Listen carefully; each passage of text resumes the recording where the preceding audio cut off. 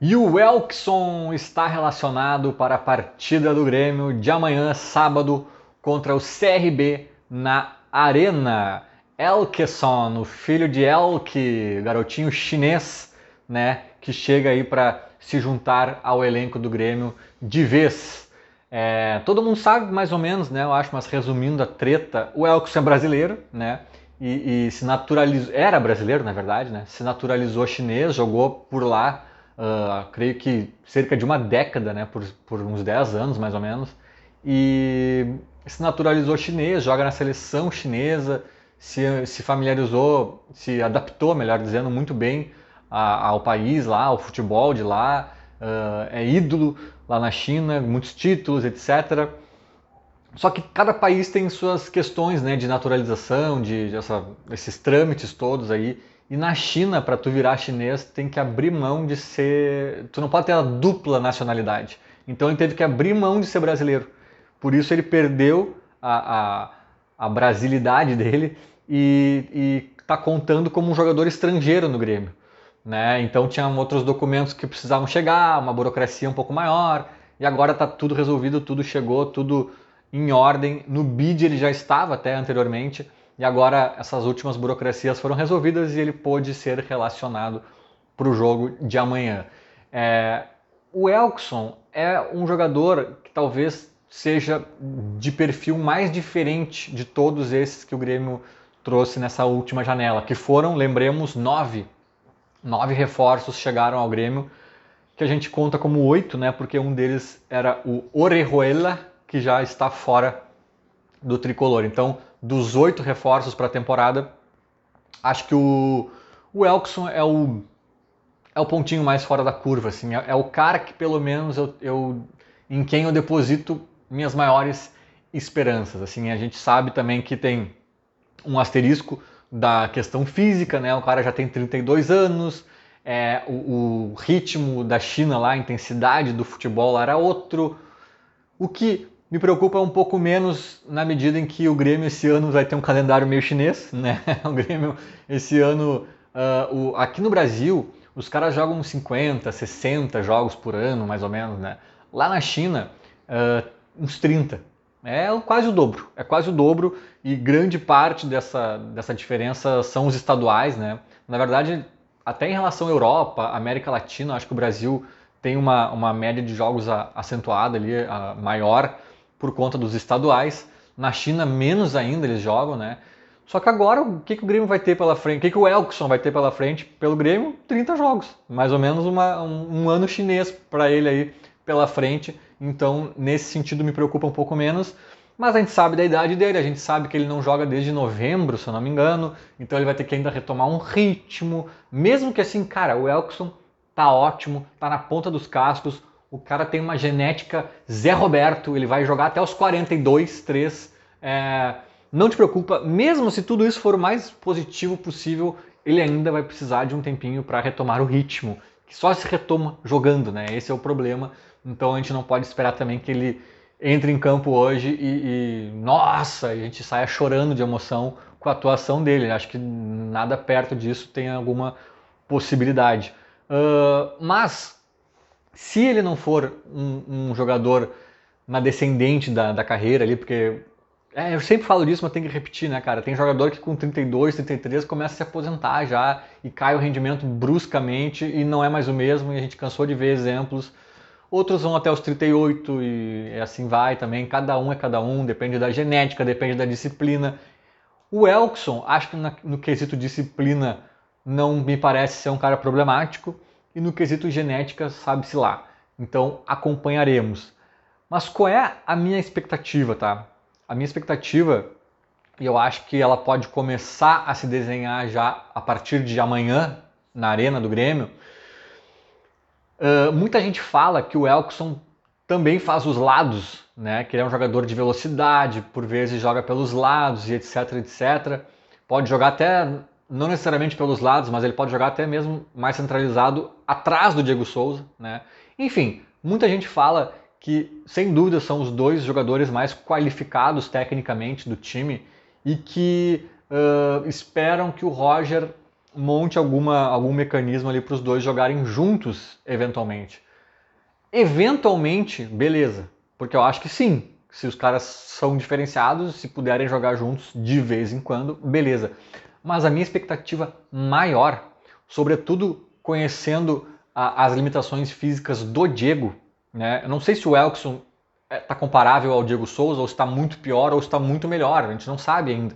Mas eu estou tentando botar os dois na mesma caixinha para fazer essa análise, sabe? Se for parecido, tá, o Elkson tá devagar, tá pesadinho, tá com idade, não sei o quê. A minha expectativa é vê-lo de centroavante, até porque essa é a posição mais carente do Grêmio, né? Tipo assim, o Diego Souza é bom, beleza, mas a gente sabe toda a limitação física dele. E quando ele tiver que sair do jogo no decorrer das partidas por cansaço, ou for preservado numa outra partida por cansaço, ou tiver lesionado ou suspenso, quem joga, cara? Não tem, cara. Não me venham com o Ricardinho. Pra mim, o Ricardinho não é solução. Não é solução. Pode entrar de vez em quando pra fazer uma correria, pra cansar a zaga, pra ajudar na marcação. Mas assim, cara, desculpa, o Ricardinho não vejo ele como esse jogador do Grêmio. Né? O Marítimo de Portugal não quis contratar o cara, não quis ficar com ele. Isso já diz muito. Né? O Marítimo que quis o Paulo Vitor, o goleiro. Mas enfim. Então assim, não tem, cara. O Elias joga improvisado ali, mas o Roger já deixou bem claro que ele é um jogador de lado. E realmente, acho que ele joga melhor pelo lado mesmo. Então, assim, o meu sonho encantado de Princeso é um revezamento de Diego Souza e Elkson. Salvo um cenário em que o Elkson vai pegar ritmo e vai se mostrar um jogador totalmente condicionado, ainda voando na ponta dos cascos. Aí, opa, a gente pode contar com o Elkson 90% dos jogos, algo nesse sentido. Aí eu acho que dá para pensar em jogar algumas partidas só com ele, outras com ele e Diego Souza. Porque o Diego Souza não consegue. Quarta e domingo, até novembro, o Diego Souza não consegue. Ou, né, Série B, vamos lá, terça e sexta, enfim, né, sábado e quinta, sei lá. Mas assim, o Diego Souza não consegue. Se o Elkson conseguir, beleza. Então a gente vai montar um time só com o Elkson e um time com o Elkson e Diego Souza.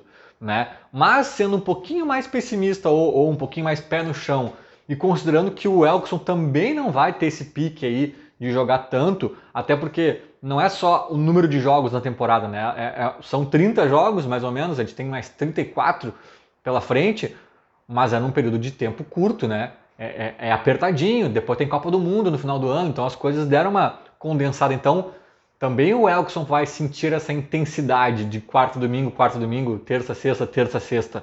Né? Então, eu acho que o mundo ideal, talvez, que se apresente para o Grêmio, se o Elkson confirmar aí ainda uma boa condição técnica e tática e tudo mais, cara, é uma espécie de revezamento.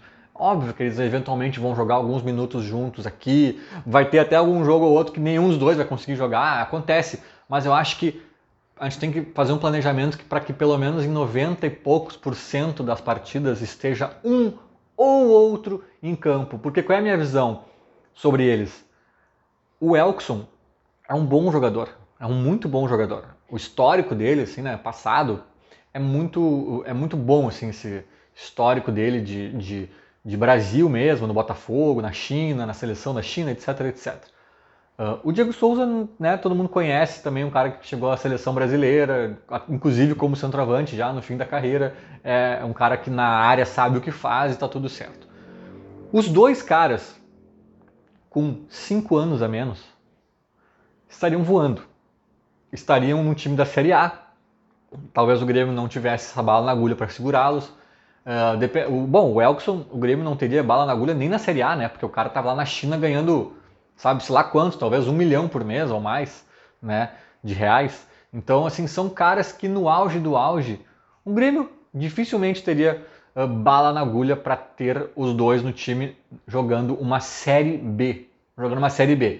O fato é que o Grêmio está na Série B, tem os dois, mas então qual é o porém? O porém é que os dois já estão com 30 e tantos anos. No caso, o Elkson, 32 apenas, né? O Diego já é um senhor idoso que tem a minha idade. 36 para 37. Então, a gente pode ter o melhor dos mundos, cara. A gente pode ter quase que em 100% do tempo um cara fora de série jogando na nossa centroavância. Esse é meu plano, meu sonho encantado. Porque pensa comigo, qual é a questão deles? Física. Mas eles são dois. Né? Então é o seguinte, um jogo joga outro, ou às vezes no próprio jogo um sai para entrar o outro, que é a minha expectativa para amanhã, sábado. Eu espero que lá no decorrer do segundo tempo, opa, mexi no microfone aqui, mas eu espero que no decorrer do segundo tempo o Diego saia cansado, né? E aí a gente espera que o Diego saia, independentemente do contexto do jogo, aquela coisa, tá ganhando de 3-0, aí bota o Elkson aos 10, 15 do segundo tempo. Ah não, o jogo tá 0-0, apertado, o Diego tá bem no jogo, então segura um pouquinho mais o Diego. Agora, mesmo no 0-0, vai chegar ali aos 30 do segundo tempo, o Diego já vai estar aqui, ó, com a gravata na cintura, no umbigo, aqui, ó, né? E aí não adianta, a gente precisa do Diego, mas cara, o Diego chega um momento que ele não entrega mais, ele caminha em campo, ele não consegue. Neste momento talvez seja uma boa oportunidade para botar Elkson e ver o que acontece. Essa é a minha expectativa amanhã. Espero que, independentemente do resultado, mas espero que já o Grêmio ganhando de 2-0, uma coisa assim, um placar mais folgado, para a gente realmente conseguir ter mais leveza nessa estreia do Elkson aí. Mas é isso, cara. Talvez esse seja um retrato, né, uma fotografia da temporada.